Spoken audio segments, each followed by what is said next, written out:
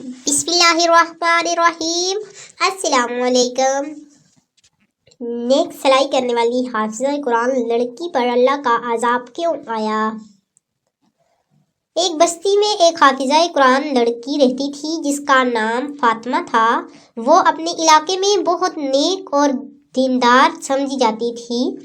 فاطمہ نہ صرف پاک کی حافظہ تھی بلکہ اس کا عمل بھی دین اسلام کے مطابق تھا۔ وہ لوگوں کی مدد کرنے میں پیش رہتی اور اپنے ہاتھوں سے کپڑے سی کر بیچتی تاکہ اپنی ضروریات پوری کر سکے۔ اس کی سلائی کا کام نہایت عمدہ تھا اور لوگ دور دور سے اس سے کام کروانے آتے تھے۔ فاطمہ ہمیشہ اپنی کمائی میں سے صدقہ دیا کرتی تھی اور اللہ کے قریب ہونے کے لیے دن رات عبادت کرتی۔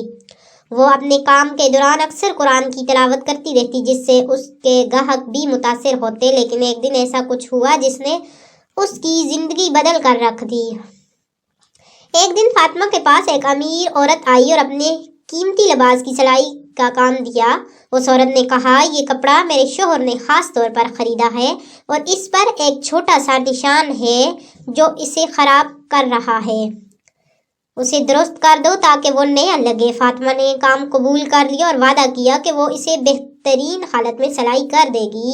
جب فاطمہ نے اس کپڑے کو کھولا تو اس نے دیکھا کہ نشان اتنا چھوٹا تھا کہ نظر بھی مشکل سے آتا تھا۔ اس نے سوچا کہ اگر وہ یہ کپڑا بغیر سلائی کیے واپس کر دے تو بھی عورت کو کوئی فرق نہیں پڑے گا۔ فاطمہ نے کپڑے کو بغیر کام کیے پیک کیا اور عورت کو لوٹا دیا۔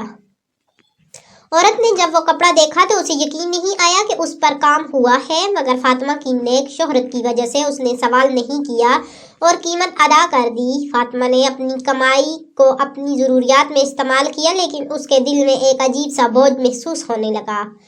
یہ پہلا موقع تھا جب اس نے اپنی زندگی میں دیانتداری کے اصول سے انحراف کیا۔ فاطمہ نے اپنی روزمرہ زندگی میں عبادت جاری رکھی اور اپنے کام میں مشغول رہی، لیکن اس کی اندرونی کیفیت بدلنے لگی۔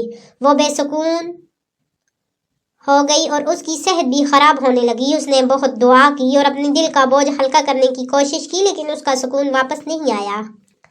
ایک رات فاطمہ نے خواب دیکھا کہ وہ ایک ویران جگہ پر ہے اور اسے ایک آواز سنائی دیتی ہے، فاطمہ تم نے اپنے عمل میں خیانت کی ہے اور لوگوں کا اعتماد توڑا ہے۔ یہ عذاب اس لیے ہے تاکہ تم توبہ کر لو اور اپنی اصلاح کرو۔ فاطمہ نے خواب کے بعد فوراً اللہ سے معافی مانگی اور اس عورت سے ملنے کا ارادہ کیا جس سے وہ دھوکہ کر چکی تھی۔